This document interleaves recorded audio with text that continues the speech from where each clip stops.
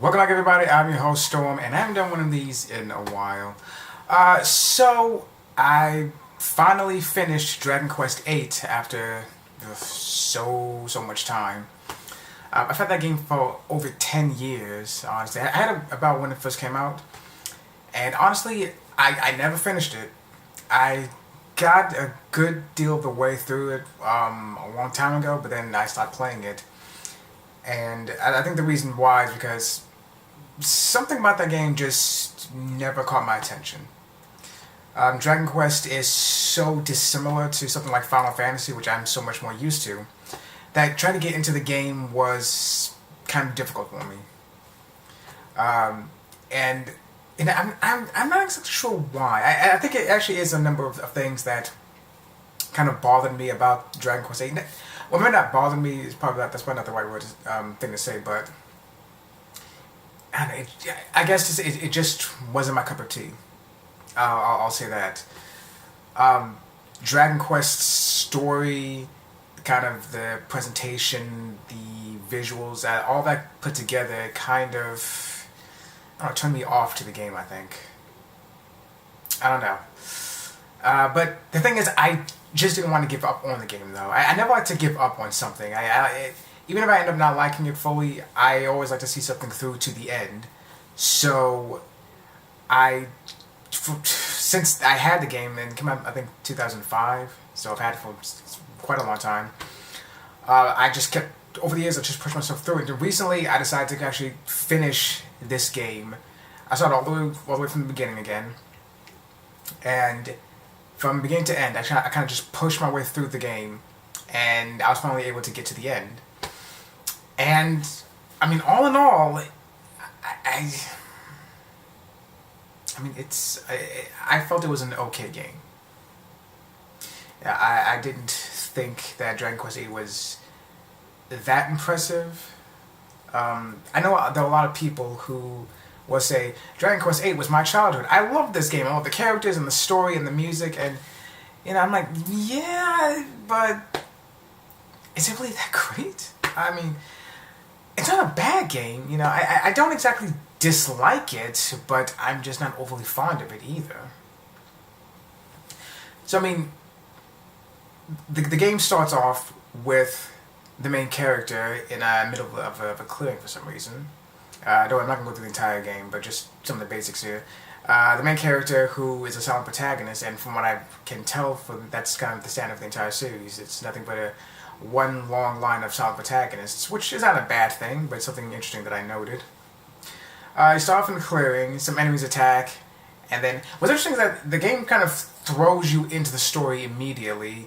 You do find out what happened in the beginning, what happened to curse the king, hence the game's name, Dragon Quest VIII, Journey of the Cursed King.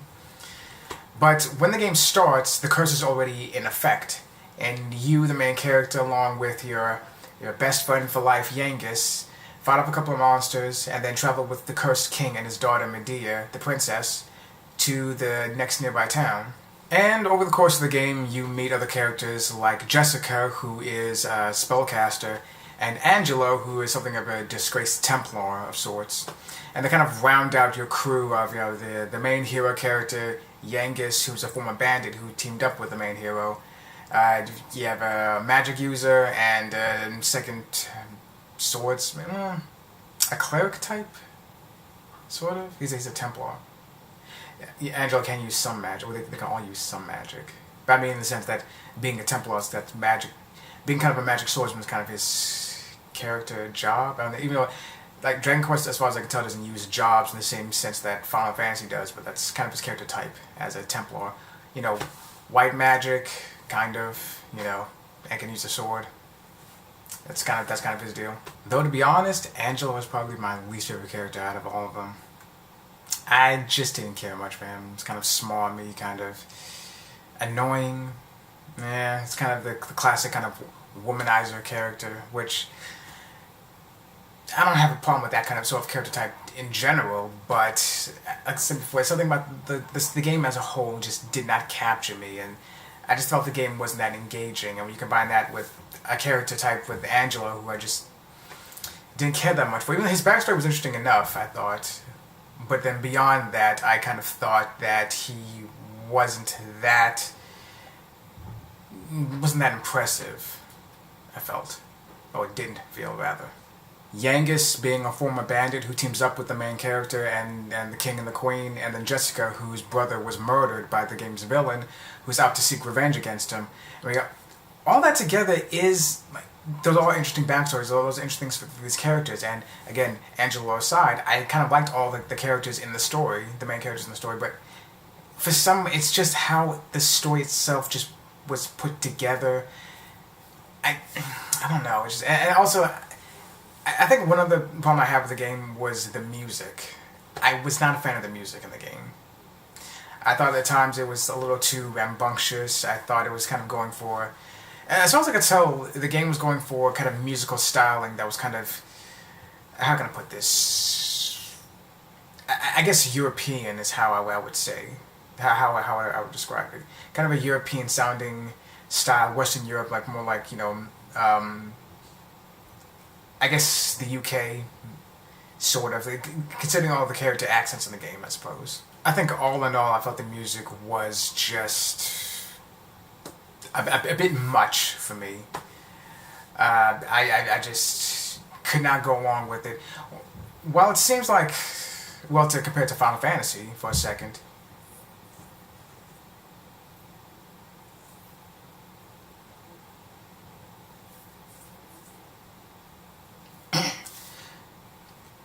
the music in the Final Fantasy series always seemed trying to set a tone for the game.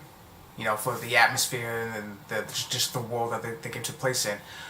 Whereas with Dragon Quest VIII, at least, I won't say for the whole series, but for 8 at least, it seems they kind of threw music in here and there just to have music playing. Like I said, it's kind of wild in some places, kind of rambunctious, kind of cacophonic even, I would say. And a bit disjointed too. I don't know, I just felt the music in Dragon Quest VIII didn't really set a tone for the game, much less than it was just music. It just has some background noise going on while you play. At least that's how it came off to me, at least.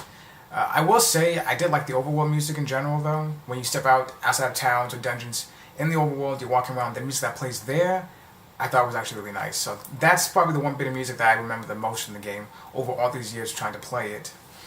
And it's probably the one bit of music that I actually did really like, so there's that. Dragon Quest VIII is a bit more difficult than the Final Fantasy games, again, comparing the two series.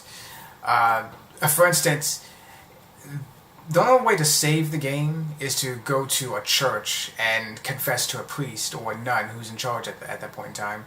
And you can generally only do that within towns. There are no save points in dungeons like in Final Fantasy has frequently had.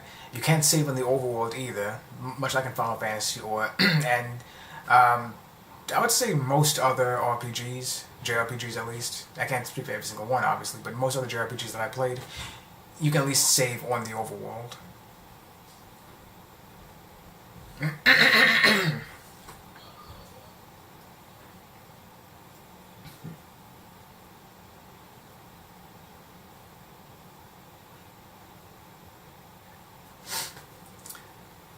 But with Dragon Quest, at least Dragon Quest VIII, you can't do that at all. Once you go into a dungeon, it's either you make it out successfully, be the boss at the end, and get out, or you go in, try as hard as you can, fail, and then have to turn back to regroup. And that's something that I'm not exactly against. It does bring a bit of challenge to the game, which I'm not exactly adverse to, but I think when I was younger, it was something that I wasn't prepared for. So like I'm used to being able to save anywhere, or at the very least at a save point in a dungeon. But for Dragon Quest, go into a dungeon, do not expect to get healed or to find a save point at the very least. You just keep going straight through the place until you get to the boss, and hopefully you win. So overall, I can't say that Dragon Quest VIII has done anything that's really different from any other JRPGs. Character growth, having character growth in terms of stats and story, having complex characters with varied backgrounds and play styles to kind of round out the party to make things interesting. That's stuff we see in games all the time, and what really matters is how that's all applied in the story, in the game's setting. And like I said before, Dragon Quest VIII just did not grab my attention as much. It has my attention in the sense that I've had the game for all this time and never finished it until recently. And like I said before, I don't exactly dislike the game, but something about it, I don't know. It just doesn't resonate with me, I'll say. You know, like many of the games that I played, the story as a whole didn't grab me exactly. It was kind of, well, I wouldn't say by the numbers, you know, but I wasn't overly impressed by it. And the music, like I said before, wasn't very memorable, not to me at least. It didn't really set a tone for the game, except I think for the overall music. I think the overall presentation of the game also hurt it. For me, again, I can't speak for anyone else. Just in the sense that it was like trying to turn a cartoon into a video game. If you've seen the way that the game looks, you probably know what I'm talking about. Especially the way with how character animations work, how like everyone's kind of static, how they'll kind of sit still and move very little until like something kind of causes them to kind of either, like in Yangus's case, when he freaks out a bit and his whole character kind of stiffens up and he has this wild expression on his face before he goes back to normal. I won't spoil what happens in the final boss fight, but it's like, just to say, to win, to fight the final boss, you have to call upon several different kinds of special powers.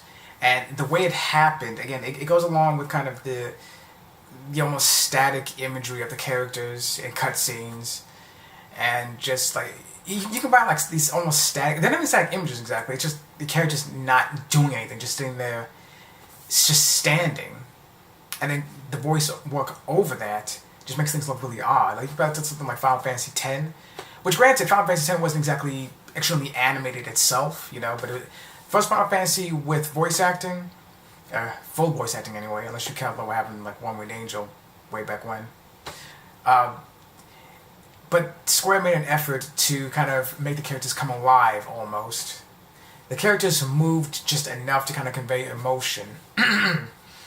But it wasn't overly so. It couldn't be at the time because, you know, they're trying to get used to the new technology. But then Dragon Quest VIII comes out about 4 years later, I think. And technically made by the same company. Technically, not counting the merger between Squaresoft and Enix, whatever. I know I'm being a bit vague here when I'm describing the game, but I don't want to give too much away. And plus, there's a lot to unpack within the game itself. It was pretty long. But, you know, it's, like I said, Dragon Quest VIII, at the very least, that was my first foray into the series, and like I keep saying, I didn't dislike it exactly, but it's not my favorite. I'm just one of those people, it just didn't resonate with me, I didn't click with the game exactly, so I unfortunately cannot be a part of that hype train for Dragon Quest VIII with everyone else. That said, I am interested in checking out the series even more, though. I played Dragon Quest I recently. I have that game. I have 1, 2, and 3 on for the Game Boy Color. And I actually bought Dragon Quest VII for my 3DS. I played that a little bit too. And I think from going forward, I'm actually going to try to play the series in order, like I do with the Final Fantasy series. I think like most people, I played Final Fantasy VII first, and then I checked out all the other games in like random order. But I think for Dragon Quest, I'm going to try to play the games in order as much as possible. And when it comes to Dragon Quest VIII, I originally played it on PS2. I still have that game now.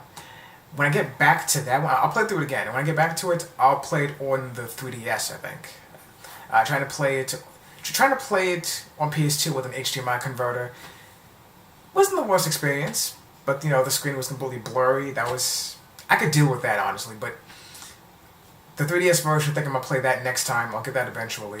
Or I may get it now as maybe ahead of time, but a lot of the games have been remade for DS and 3DS, and other than Dragon Quest X, which is in Japan only for some strange reason, Dragon Quest isn't as popular outside of Japan as it is within. That's probably one of the reasons, plus it's an MMO. But at the same time, you think, well, why not? People like online games.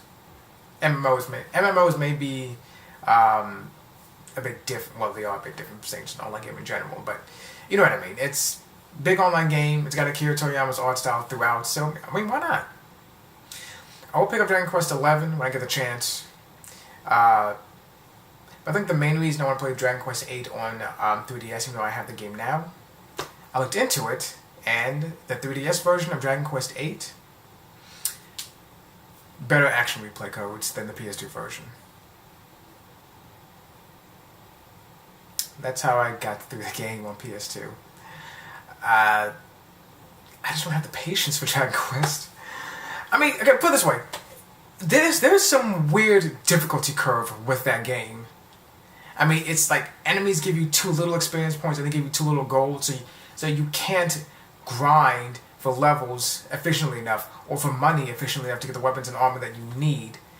And I mean, I think that's by design. But like, if it was something like, let's say again, comparing it to Final Fantasy once more, something similar to like Final Fantasy VIII, where it's not so much, you know, grinding your character's levels, but drawing magic, attaching it to certain stats, and upgrading the weapons themselves. It was something like that, where the game encouraged weapon customization rather than just buying the best sword in the shop. Like, take the sword you already have, make that more powerful, and if you do it right, the sword you already have will be more powerful than the one in the store.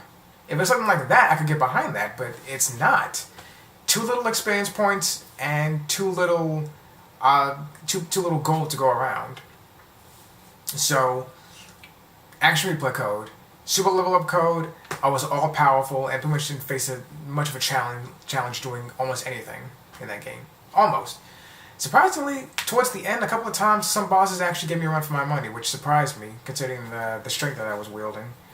But ultimately, I came out on top. Because I cheated. And I'm okay with that. I'm completely okay with cheating in this game. And I'm doing that again in Dragon Quest VII. And Dragon Quest I. I'm gonna do this for all the games. Every single Dragon Quest game I'm gonna do that for. I'm gonna cheat. It may not be the most ethical way to play through the games, but I mean, it's the way that I do it. I mean, just this series. I mean, it's just like I said. It's just playing the game. Playing Dragon Quest VIII was very tedious, and yeah, it's just I don't have the patience for like just too little money, too little experience points, too few experience points rather. So that's the route I chose to go through.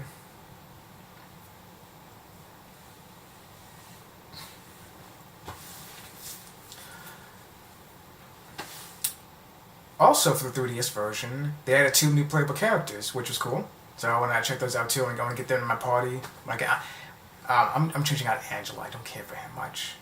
You can play as Red, and Mori. I think Mori was the tiger, wasn't he? The saber-toothed tiger, saber-toothed cat. I think he was. I don't remember exactly. We can get Red the pirate, who's no friend of Yankees, and get her in your party. I don't think those two have any connection to the story. They're just extra party members you can throw in. But I'll see when I get to it, and I'm going to put Red on my team, taking Angela out because I don't like him. Red was a cool girl, so yeah, I want her in.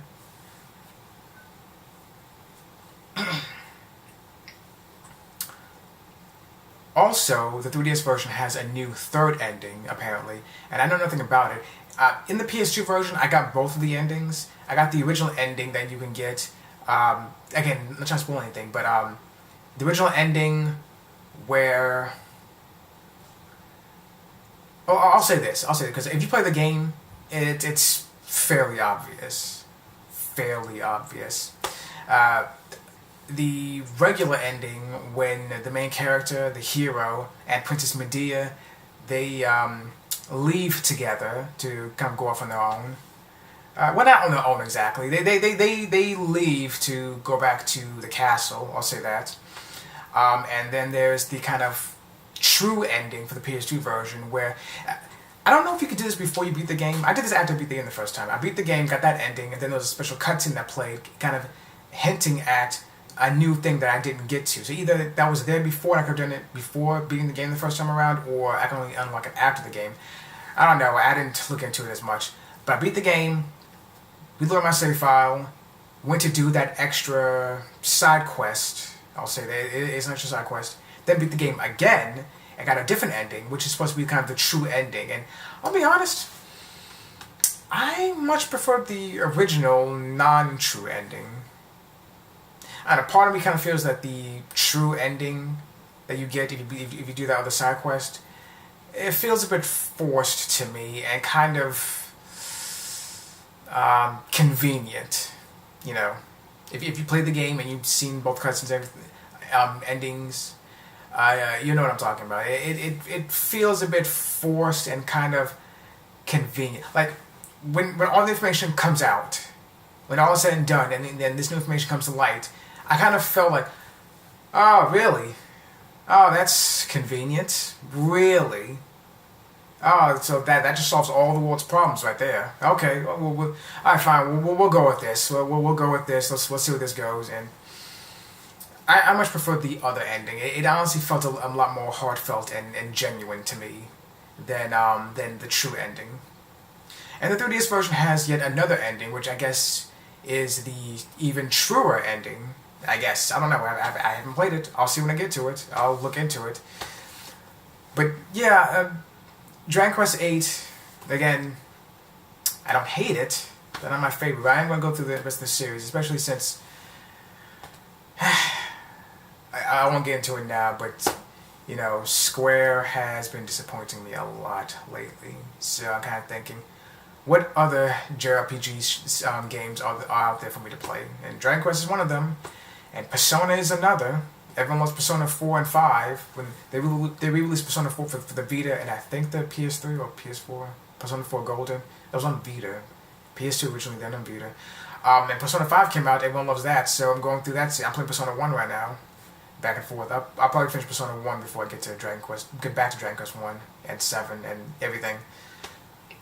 But, yeah, those are the two new series I'm going to go through because, god damn it, Final Fantasy is...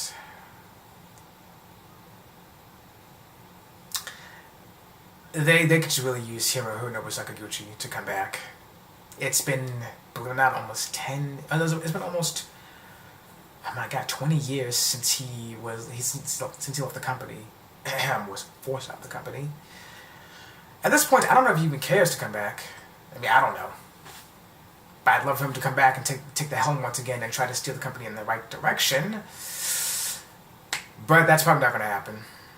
And yeah, but that's a whole nother video. It's a whole nother debate. It's a whole nother rant for some other time. But for now, that's where it kind of stands. Dragon Quest VIII, an okay game, I think. But I will check out the other ones in the series to kind of see how I just kind of feel the series out as a whole. Just see how that works out for me.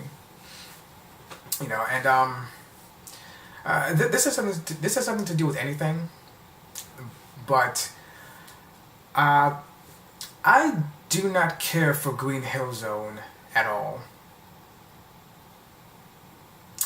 Like, everyone talks about Green Hill Zone as it's the most iconic Sonic level ever, and honestly, I just do not care much for it. It's an okay level, but the music is kind of, I don't know, I think the music is kind of irritating to me. It's kind of simple. Way too simple. I think Emerald Hill Zone from Sonic 2 is a much better. A much more fun level. It's a lot faster paced. I think the music is much better. I mean, Green Hill Zone is... Ugh. I mean, fuck. Sonic Adventure 2 had a brand new 3D version of Green Hill Zone. If you 100% the game, and then you can go to a fully remade version of Green Hill Zone in full 3D. I wish we can get Emerald Hill Zone in that fashion. There's no one like that level. I like that level. I like Emerald Hill Zone. I fuck Green Hill Zone. I hate that place. I don't like it. So anyway, thanks for watching. And I know when we'll do another one of these, I'll try to finish another game and then talk about it. Who the fuck knows when that's gonna be? Jesus. I just can't figure out what to play these days. I start a game, then I put it down, and Jesus. I don't know, we'll see. But until then, I'll talk to you guys later.